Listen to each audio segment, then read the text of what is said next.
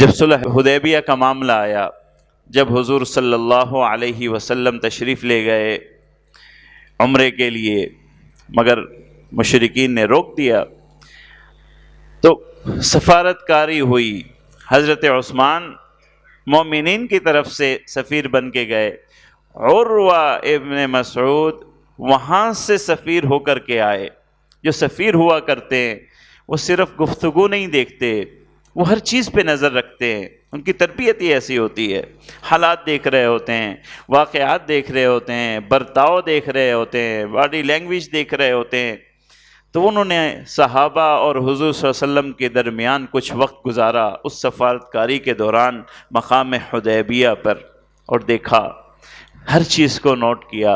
اور جب واپس گئے مشرکین مکہ کے درمیان میں، اور ان کو جا کے کیا کہتے ہیں، کہنے لگے کہ لوگوں، میں قیس و کسریٰ اور نجاشی کی مملکت میں بھی گیا ہوں، ان بادشاہوں کے محل بھی گیا ہوں، ان رعایا اور بادشاہ کا معاملہ بھی دیکھا ہے، مگر یہ معاملہ کچھ اور ہے۔ یہ دنیاوی بادشاہوں والا معاملہ نہیں ہے، یہ معاملہ ہی کچھ اور ہے، یہ نظام ہی کچھ اور ہے، یہ بادشاہ اور رعایا کا معاملہ نہیں ہے، یہ کچھ اور ہے۔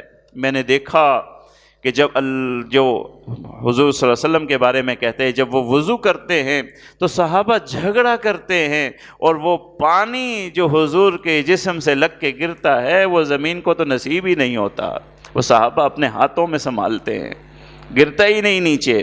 اور اس پانی کو لے کر کوئی اپنے چہرے پہ ملتا ہے، کوئی اپنے ہاتھ پہ ملتا ہے۔ ایسا بادشاہ تو میں نے دنیا میں دیکھا ہی نہیں، جس کی ایسی قدر ہو، جس کی ایسی عظمت ہو، جس کی ایسی شان ہو اپنے ماننے والوں کے لیے۔ اور پھر کہا، میں نے دیکھا کہ اگر وہ کلی بھی کرتے ہیں یا ناک سے بھی پانی نکالتے ہیں، حضور صلی اللہ علیہ وسلم کے صحابی اسے بھی محبت اور عظمت سے اپنے ہاتھوں میں جمع کرتے ہیں اور اپنے چہرے پہ ملتے ہیں۔